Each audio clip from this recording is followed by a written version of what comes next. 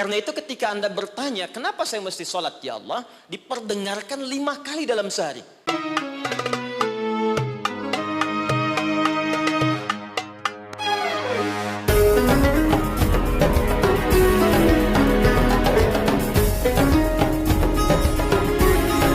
Kalau saya turunkan begini, Pak. Ini tentang hidup kita. Jangan-jangan sudah puluhan tahun hidup, tapi kita belum tahu apa yang kita kerjakan dalam hidup ini. Saya khawatir, jangan-jangan kita sibuk, pada akhirnya kita pulang. Gak ada yang gak pulang, Pak.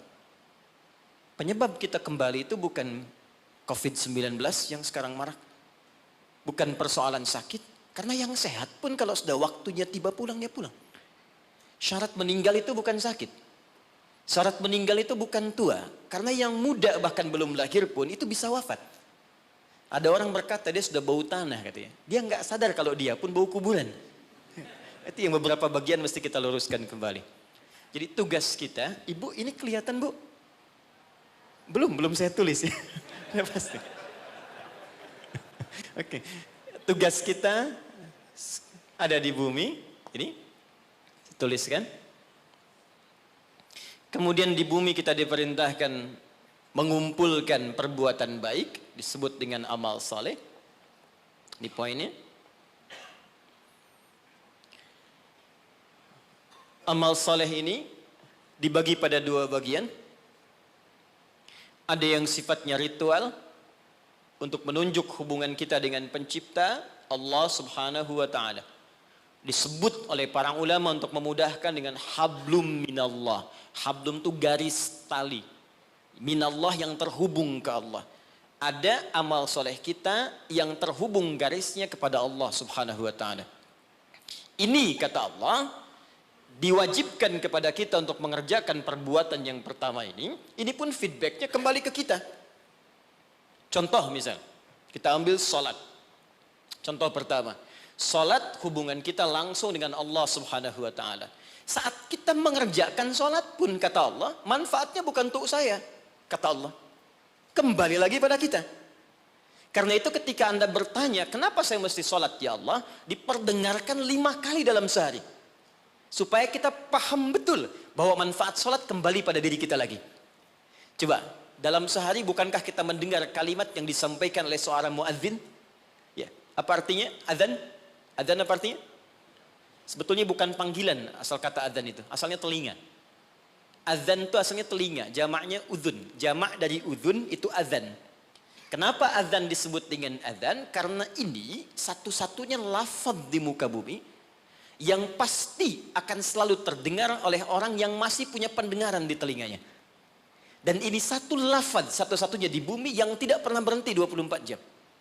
Silahkan Anda cek kalau tidak percaya. Ya, karena itu waktunya setiap tempat pasti selalu berbeda. Jakarta selesai, Bekasi adzan. Bekasi selesai, Cikarang adzan. Cikarang selesai, Karawang adzan. Sampai semua berputar. Ya, dulu saya tinggal di Tripoli, Mesir selesai adzan, Libya adzan. Selesai Libya, Tunisia adzan. Tunisia selesai, Aljazair adzan. Maroko, sampai terus nyebrang. Ternyata 24 jam gak pernah berhenti. Dan dahsyatnya, itu dibagi di setiap waktu beraktivitas. Bangun tidur pertama, subuh. Subuh selesai, muncul siang, zuhur. Selesai, masuk sore, asar. Selesai, pembuka ke malam, maghrib. Muncul malamnya, isya. Sampai tidur kita isya ke subuh lagi, 5 waktu dibagi, diperdengarkan kalimat itu. Ketika muncul kalimat hayya 'alas shalah, Allahu akbar, hablum minallah. Apa bentuk ibadahnya? Hayya 'alas shalah, tunaikan salat. Anda bertanya kenapa mesti salat? Kata Allah lewat suara muadzin, hayya 'alal falah. Supaya engkau sukses. Supaya engkau bahagia.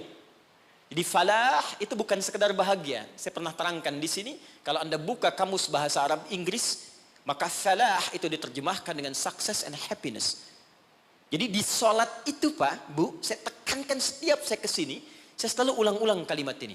Di dalam sholat itu, baik gerakannya, juga bacaannya, itu terkandung ajaran-ajaran, hikmah-hikmah, dan rahasia-rahasia bimbingan menuju kesuksesan dan kebahagiaan dalam hidup. Di gerakannya bukan gerakan asal-asalan. Makanya Nabi ketat mengatakan, kata Nabi, "Shallu kama ra'aitumuni usalli." Sholatlah kalian persis seperti melihat saya sholat. Ada seorang bernama Khalid bin Rafi Az-Zuraiqi. Kisah ini ada di hadis Muslim, nomor hadis 319. Ya, riwayat sahabat Abu Hurairah radhiyallahu taala anhu. Ini ada seorang bernama Khalid bin Rafi Az-Zuraiqi di zaman Nabi. Datang ke masjid, salat di samping Nabi. Wan nabiyyu fi nahiyatin ukhra minal masjid. Jadi Nabi sedang duduk di sisi lain, dia salat kurang lebih di sinilah. Begitu selesai salat, sallama yaminan wa samala, dia salam ke kanan dan ke kiri, thumma atan nabiyya sallallahu alaihi wasallam. Lalu dia mendatangi Nabi sallallahu alaihi wasallam, fa sallama ilaihi. Dia mengatakan, "Assalamu alayka ya Rasulullah." Apa jawab Nabi? Perhatikan kalimatnya.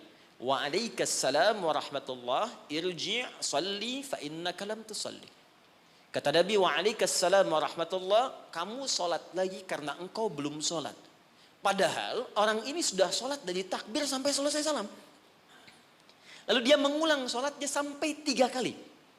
Jadi sekali selesai datang Nabi minta sholat lagi. 2 kali selesai datang kata Nabi ulangi lagi.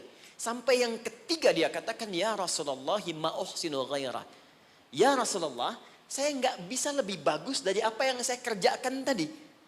Sampai sini kemampuan saya. Alimni, tolong ajarkan saya bagaimana sholat yang benar.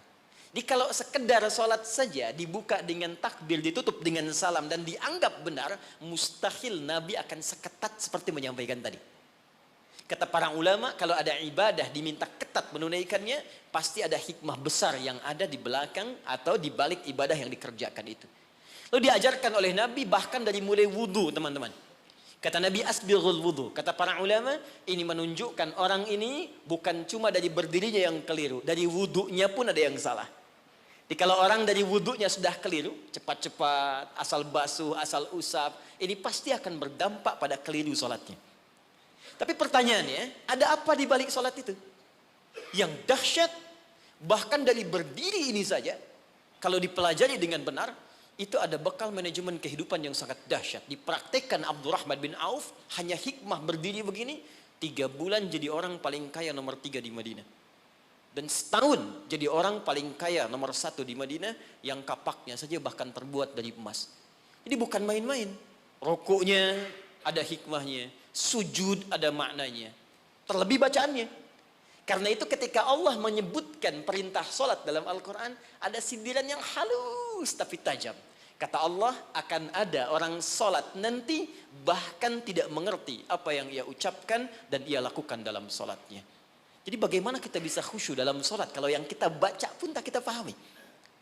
Nah, apa manfaat di balik itu? Ada kesuksesan di situ.